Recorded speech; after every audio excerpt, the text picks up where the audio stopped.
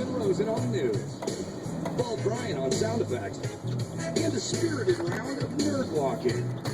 And now, here to spend a romantic Niagara Falls weekend with his left hand, Adam. Carolla.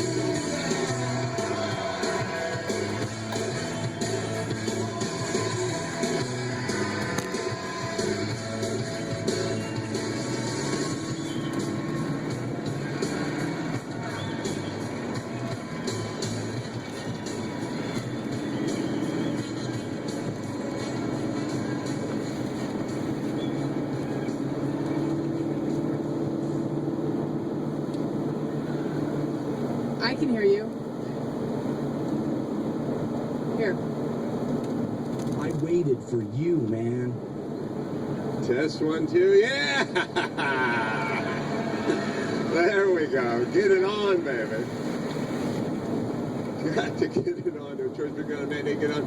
Thanks so much for coming out and joining us, Buffalo. We do appreciate it. Allison Rosen over here. Hello. Oh, there I am. Yeah. Just in the nick of time. Paul Bryan over there. I told you guys to come to sound check, but you wouldn't listen.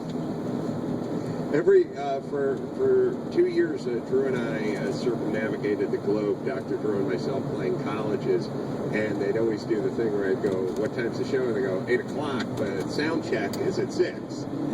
Would you like to come in and do sound check at 6? And I was like, no. Well, how you gonna? I said, do you have a human being who can hold a microphone and, with brillowy hair and can hold their nose and complain for 10 seconds into the microphone if it sounds okay? Then I'm sure it'll be fine when me and Drew show up. And Drew doesn't even need a microphone; he just shakes his head disapprovingly. But did Drew want to do sound check? He seems like someone who would be that thorough. No, even Drew knew that was insane. But when Drew's turning up his nose at sound check, you have to take a long, hard look at the at the notion of sound check. Thank you so much for joining us. We'll do a live podcast for you here tonight. We got some a little nerd walking to do at a certain point. We all flew out of Chicago this morning. I don't know if you guys noticed, but there were 3 empty seats in first class. We all had coach tickets, and then I had a very uncomfortable exchange up front with some of the folks who worked at the airline. I noticed that you were up front for a minute. I was up front for a minute. And then you weren't. And then I wasn't. I don't know why, but you guys know what I'm talking about. Walking past the vacant first class seats on your way to the steerage in the back of the plane with the goats and the Armenians is not... There's something about those 3 empty seats. They just beckon. They just call my name out. Adam, please fart upon me, please. Please come here and get drunk for a while we fly this plane. And I walked past the 3 and I went, wait a minute, we got 3 empty seats in first class. Maybe I can upgrade. And I did the thing where I said to the flight attendant, it was a nice lady, I said, can I upgrade and get one of these seats? And she said, yeah, no, go up front to the desk there and ask them if you can do it. And I said, oh, okay. And went up to the gate, and there was a lady and a fella there. And I said, hey, can I upgrade for the first class? And it was one of these moves where you could see the guy starting to shake his head and wave it off as you were starting to go like, it doesn't matter whether you're saying, I got to use the bathroom, or can I get a magazine, or can I get a blowjob, or it doesn't. Then whatever, as you're going, he's going, like they start doing the wave off because they know something is coming out of your mouth. You know how you have a fuck off loaded for almost any occasion? Yes. Like triggered and loaded? I feel like the guy at the desk at the airport has a no loaded for almost any occasion. No is ready to go. I see these guys. These guys probably practice at home in front of a full-length mirror, like home plate umpires, do. Like they must. Do I give him the punch out or give him the gun? Shoot you out. Yeah, shoot them out. Or like, yeah, they must work. Like, they must have their wife. Like, come on. Just Ask me anything. hit me with random questions. Come on, hit me. Just hit me. Do you think you're attractive? Ma'am, no, I just, well, right now. Are we in love? What need you to do for me is return to the plane right now, okay, ma'am? We're closing the door of the condominium we live in, and once the door's closed, the condominium is set. We can't. Yeah, that's so we started to do the no, and I said, I just want to upgrade. What's it cost to upgrade? And he said, he did that thing.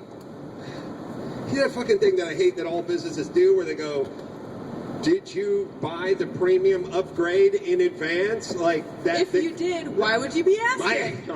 That's a very good point. My ass would be in fucking first class, not back here arguing with your ass. But I said, no, and he said, well, that's only for pre-executive boarding status, whatever. And I'm like, yeah, but there's 3 empty seats, and I got a wallet here, and we can just fix this, right? Like, by the way, don't you want my $175 for this 60-minute flight? And the guy's like, no can do. So I said, God damn it, okay. So I started walking back, and I walked into the plane, and I saw the cheerful stewardess there, the flight attendant, and she walked in, and she went, did you get the upgrade? And I went, as a matter of fact, Oh, good. I absolutely did. Quick thinking. Yes, no problemo. And she said, oh, good, then welcome aboard. And I said, oh, there's my seat now, right over here against the window. Right where it's supposed to be. Right here. And then I went and sat down, and like clockwork, a woman came in and went, I think that's my, and I went, oh, I must have been off by 1. It's like, bitch, what are you waiting for? The whole plane was full. No one else had gotten onto the plane. It was all ready to go. And then one woman got on. It's like, oh, and I was like, oh, yeah, no, they must have told me the wrong one. And But wait, that's your move. You wait till the very last minute. I know. But so now. Screwed by your own strategy. I knew, by the way, that this guy who looked like, I don't know why. Did you guys see the movie Wreck-It Ralph? I was in Wreck-It Ralph, the bad, nosy neighbor guy who ran like the homeowners association in Wreck-It Ralph. Just a little squinty guy with little bad frames.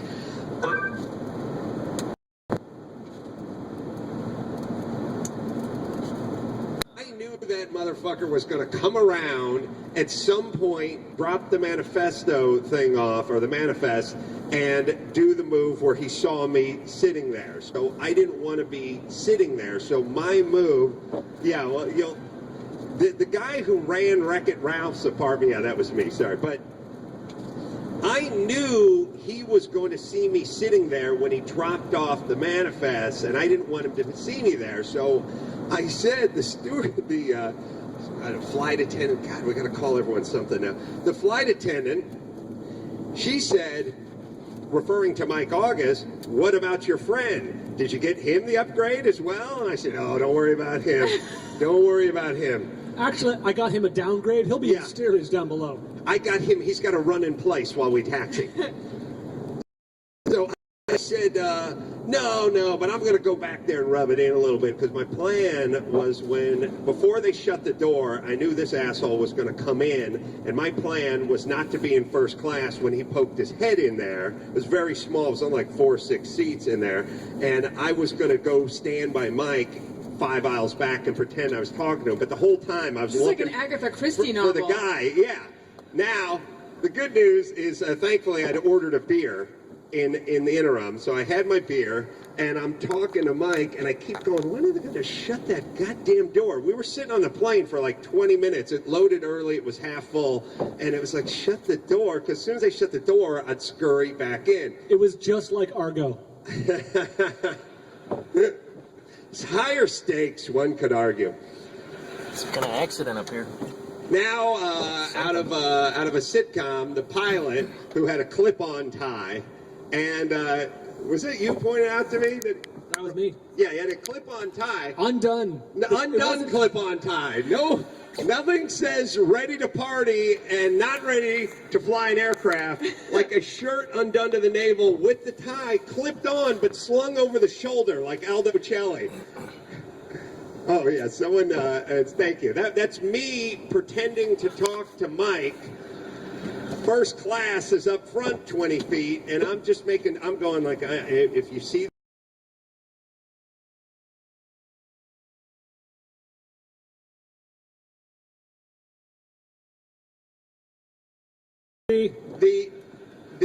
the pilot has the clip-on tie and the shirt undone. I don't mind the clip-on tie. I'm pragmatic that way, and I don't know why we've all wrapped our minds around the clip-on bow tie and the wrap-around strap bow tie, which is just as much cheating as a clip-on tie. Why is the clip-on tie Bush League, but the clip-on bow tie no problemo?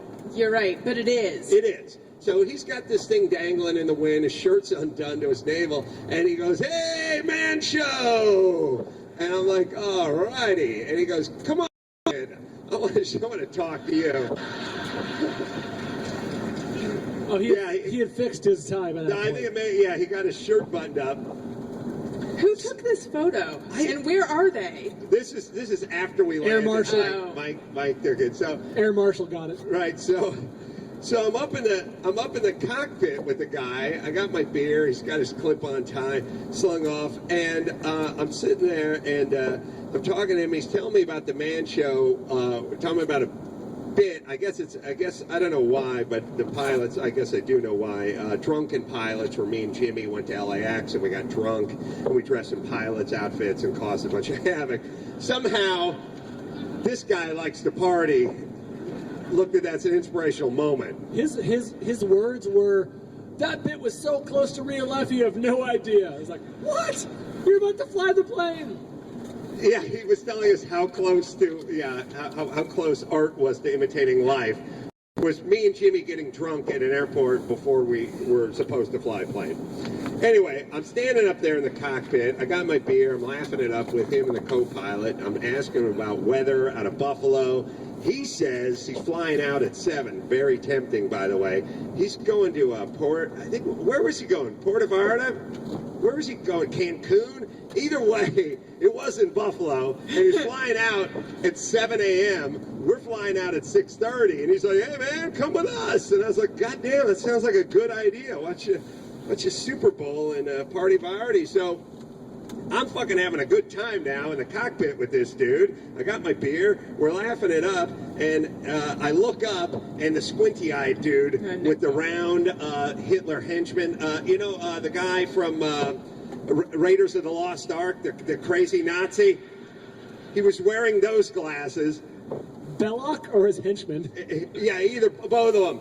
And now he's looking at me, who's standing in the cockpit holding a beer, which doesn't reek of coach, you know. Mm-mm. Then I see him sort of talking to the stewardess, going, "There's that guy," and I do the "excuse me, I gotta make my way back to coach" sort of thing. And then I go there and I'm looking at him, and he's just looking at me the whole time. And then he starts pointing, and then he starts pointing down at something, and then she starts shaking her head. I felt there he is. That's him. I felt bad, like I didn't want to, what would you do? You know what I mean? Like, I don't consider myself a liar. I wasn't putting anyone out of their seat.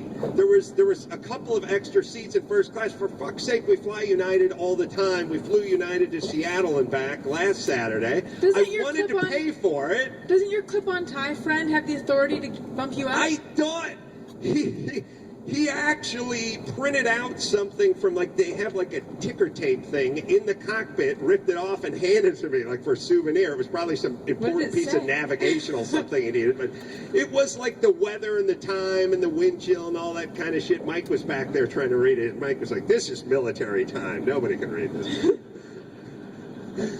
But I thought I was in with the dude, with the clip-on tie, so I was square, and then this guy, the Nazi sympathizer, or just Nazi,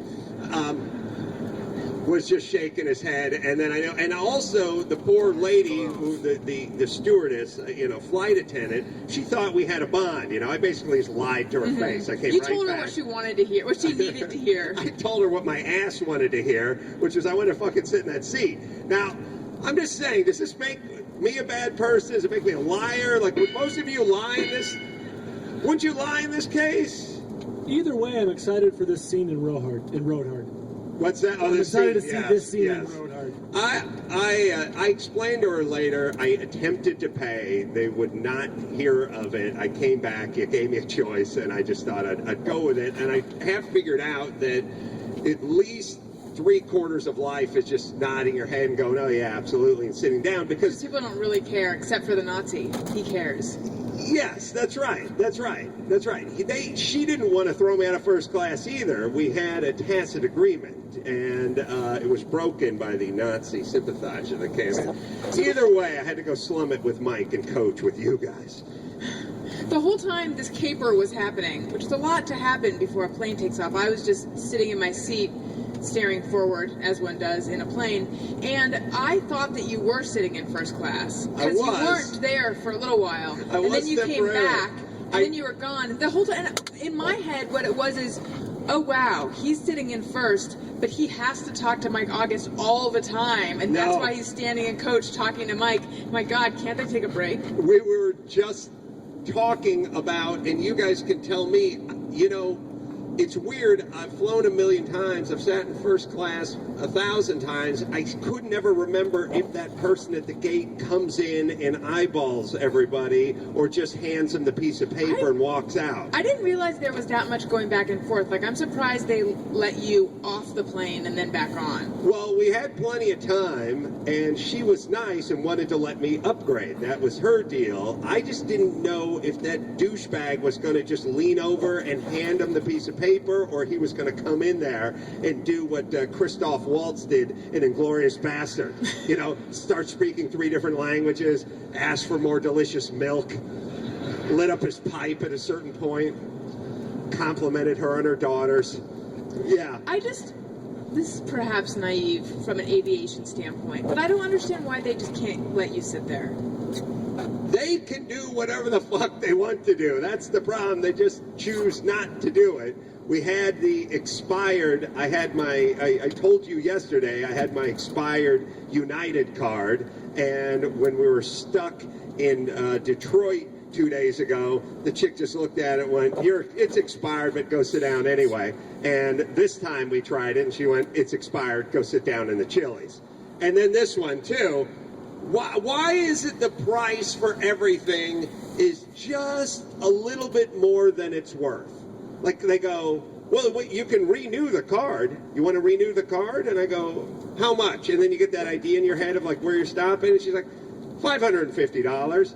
And, like, first of all, my parents didn't spend that on me in my entire life. But secondly, if I spend $550, I'm coming here every fucking weekend, whether I have to fly or not, and hanging out in this lounge and getting drunk. Like, that's a lot of Johnny Walker Red to shotgun. yeah, it is a lot. There's gonna be a lot of butt chugging going on if I spend $550, and then they do this one. Or you can get the day pass for $50, but the day pass is 37 minutes because we got to make the flight. So it's that. We'll go to the sports bar. I've asked this before, but what actually goes on in there? Oh. Is it just that other people can't go in there? Yes. That makes sense. That's mainly what it is. It's usually haggard white guys with nice shoes. It's just a bunch of haggard white guys with really nice slip-on shoes, and they're always on the phone, and they're always, just their shit's all piled up, and their hair's falling out. Clip-on tie loosened. Right, to loosen up clip-on tie. It's the domain of haggard white dudes who they make money, but they're as I always say, and I think it's probably true for most of the guys that are inside of that lounge. I would like to have enough money to enjoy the life that my wife and kids have. They have a much better life. I don't have enough money to live their life. It's a good life goal. Yeah. these are all the guys that don't quite have enough money to enjoy the life everyone else at home is living, thus the haggard and the hair. All right, should we do a little nerd walk-in? Yes, but first, we're in New York. The Super Bowl is tomorrow. Obviously, this airs afterwards, but you have not made your Super Bowl prediction. Oh, and okay. People, gamblers everywhere, including on this stage, need to know how to bet. Yeah. Well, all right, but since this thing airs so much after the Super Bowl, all right, I'll make it. I'll make it. You're on record. All right. I will. We did a, I don't know, Gary. I don't know, what did we do, Gary? We did a face something or Instagram. something. Instagram. I don't know what the fuck all this stuff is. Yeah, when you announced that you were putting your pick on Instagram, I thought, really? Right, but, yeah, did we put it up? Yeah, absolutely. It's up there. Can I say this?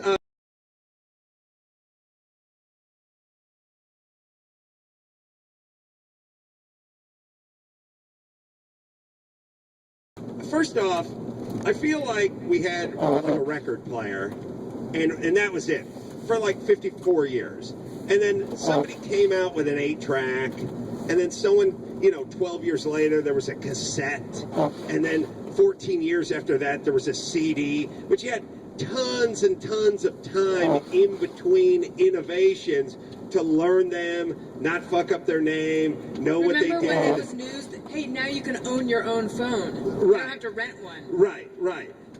Now it's all this Instagram and Twitter and Yodel and Facebook and Bugles and all this shit, and it all comes flying at me at once, and I don't know what the hell to do with any of it. It all came on the same weekend. You know what I'm saying? We used to get a good decade to digest the technology. One other quick thing that I don't understand, but maybe someone does. I did the move. We did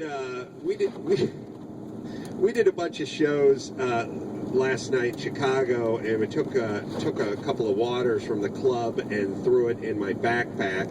And of course, this morning when we were going through the airport, I left one of the waters in the backpack, and then as it was coming through the radar detector, the radiation machine, whatever, the belt of the thing. By the way, Mike August could back me up on this. When we were going through security today, I don't know if you guys got this, but Mike started kicking his shoes off and taking his belt off. And the guy went, shoes on, belt on, jackets on, sombreros on, gauchos on, ponchos on, everything on, right on through. And Mike started he started pulling his laptop, and the guy's like, laptop in the backpack, right through. And Mike's like, I put it in a separate tray. In the backpack, shoes on, and it's like, first off, we in fucking backwards world, and then secondly, if you are going to train us to do something like the fucking sheep we have all become, where you just instinctively start kicking your shoe off and pulling your belt out, and you've been scolded so many times for not taking your laptop. Sir, laptop in the bin, alone in the bin, not in the... Pocket's totally empty. Right, Do you have any lotions or gels? They need to be in their own separate bag. So many times, don't start at 10 when the shoes are staying on. Like, Mike is kicking his shoes off, and they're like, sir, shoes on! And he's like, what? Shoes on! Like, did you guys get that too? I got it, and I even said to Allison, I thought they mistook me for TSA pre-check, because the guy's like, nope, shoes on, keep all your stuff together. I'm like, okie doke. I got raped going through, so. Oh, I heard you got pulled aside. Mm-hmm. All right, I want to hear that 1 second. I just want to say this. You tell me what the strategy of this is. So shoes were on, belt was on, everything was on, computer in the bag, fine. Through the security, get the backpack pulled out. There's a water in here, sir. Does the move where she goes, sir, you want to go, there's this move. Would you like to go to the other side of security and chug this and then come back? I didn't just finish a fucking 10K. I'm fine.